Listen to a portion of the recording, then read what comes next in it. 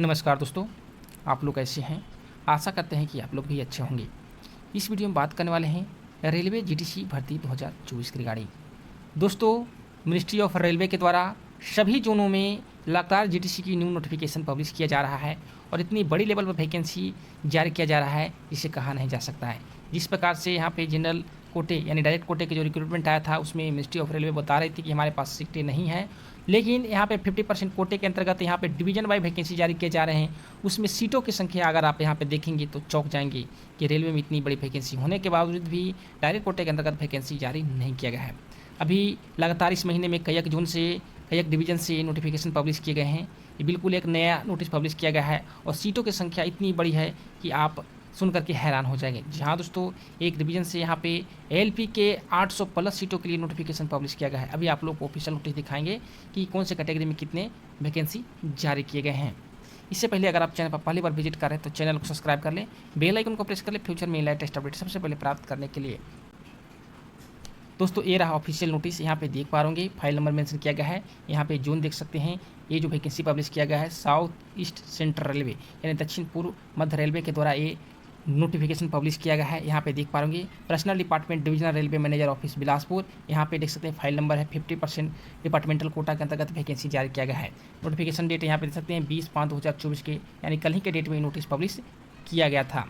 दोस्तों, बड़ी लेवल पर वैकेंसी कहा जा सकता है। यहाँ पे देख पा रहे यहाँ पे वैकेंसी टेबल में असिस्टेंट लोको पायलट के लिए यहाँ पे नोटिफिकेशन पब्लिश किया गया है और 837 वैकेंसी है। जी हाँ दोस्तों, ACCR के अंतर्गत यहाँ पे 837 वैकेंसी जारी किया गया है डिपार्टमेंटल कोटा के अंतर्गत।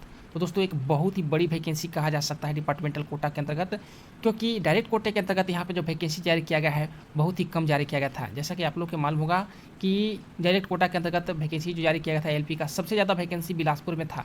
और दोस्तों, यहाँ पे देख पा रहे होंगे 50% डिपार्टमेंटल कोटा के अंतर्गत भी अभी तक जो नोटिफिकेशन पब्लिश किए गए उसमें सबसे ज़्यादा जो वैकेंसी है बिलासपुर से ही देखने को मिल रहा है। यहाँ पे एलिजिबिलिटी क्राइटेरिया के बारे में बताया गया है।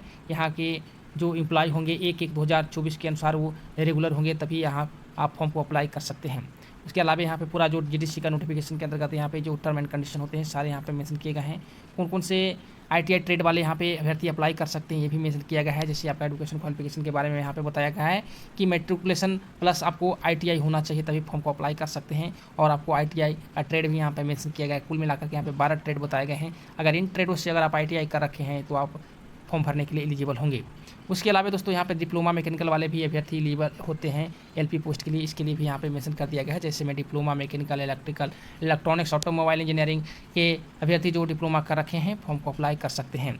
और यहाँ पे एग्जाम के बारे में बताया गया है आप लोग का कैसे एग्जाम होगा। CBT मोड में होगा यानी computer based test exam conduct कराया जाएगा। एज लिमिट भी यहाँ पे मेंशन कर दिया गया है, 42 साल है और 47 साल है SC/ST कैंडिडेट के लिए है। यहाँ पे पूरा देख सकते हैं आपका डेट ऑफ बर्थ कब बीच होना चाहिए, यहाँ पे सारे मेंशन किए गए हैं। उसके बाद दोस्तों, यहाँ पे जो आपको CBT कंडक्ट कराया जाएगा इसके बारे में भी मेंशन कर दिया गया है। इसमें 2 पार्ट होंगे, पार्ट A होगा, पार्ट B होगा। और यहाँ पे देख सकते हैं जो टाइम दिया गया है 2 घंटे 30 मिनट दिया गया है। अब दोस्तों, आपके मन में सवाल आ रहा होगा कि सर यहाँ जयपुर से यहाँ पे जो जीटीसी के सिलेबस तो उससे चेंज कर दिए गए थे। 2 पार्ट जो पहले एग्जाम कंडक्ट कराया जाता था उसमें हटा करके एक ही पार्ट में इंक्लूड कर दिया गया था सारे जो टेक्निकल नॉन टेक्निकल प्रश्न थे। पार्ट ए में यहाँ पे देख सकते हैं मेंशन किया गया है जो पहले जो सेंट्रलाइट तौर पे यहाँ पे नोटिफिकेशन पब्लिश किए गए उसी के अनुसार यहाँ पे पूरा सिलेबस देखने को मिल रहा है। और यहाँ पे भी मेंशन कर दिया गया है कि क्या क्या पूछे जाएंगे। सेम टू सेम यहाँ पे जो सेंट्रलाइट नोटिफिकेशन पब्लिश किए गए हैं उसी नोटिफिकेशन को कॉपी किया गया है। बस यहाँ पे सीट डेट कुछ टर्म एंड कंडीशन जो जीटीसी 50% कोटे के अंतर्गत होता है यहाँ पे मेंशन किया गया है। तो दोस्तों, एक बहुत ही बड़ी अपडेट कहा जा सकता है। अगर आप RRC SECR में अगर कार्यरत हैं और रेगुलर हो चुके हैं तो आपके लिए बिग अपडेट है।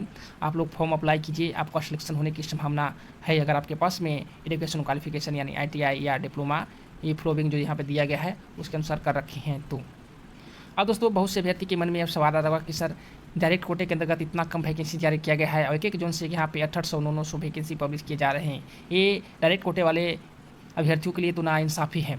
और दोस्तों, पता नहीं RRB क्या कर रही है, समझ में नहीं आ रहा है। यहाँ पे 50% कोटे के अंतर्गत इतनी बड़ी वैकेंसी जारी किया जा रहा है। डायरेक्ट कोटे के अंतर्गत बताती है सरकार कि हमारे पास तो वैकेंसी नहीं है, हम तो इंक्रीज करके और बढ़ा चढ़ा करके दे रहे हैं। इसके लिए पूरे देश भर में भी प्रोटेस्ट किया गया, लेकिन रेलवे वाले माने नहीं। और फाइनली यहाँ पे देख सकते हैं कि LP की कितना रिक्वायरमेंट है और यहाँ पर लगातार सभी जोनों से नोटिफिकेशन पब्लिश किए जा रहे हैं। और दोस्तों, इसी प्रकार से यहाँ पे सभी जोनों में नोटिफिकेशन पब्लिश करने के लिए दोस्तों इसी प्रकार से सभी जोनों में यहाँ पे नोटिफिकेशन आपको देखने को मिलेगा, क्योंकि 50% कोटे के लिए जो वैकेंसी जारी किए जा रहे हैं, एक नया रूल बनाया गया है, उसी रूल के अनुसार यहाँ पे वैकेंसी पब्लिश किए जा रहे हैं। पहले जो जीडीसी के जो एग्जाम कंडक्ट कराए जाते थे 25% कोटे के अंतर्गत यहाँ वैकेंसी जारी किया जाता था। अब नया एक रूल बनाया गया जिसमें 50% डिपार्टमेंटल कोटा के अंतर्गत वैकेंसी निकाला जा रहा है।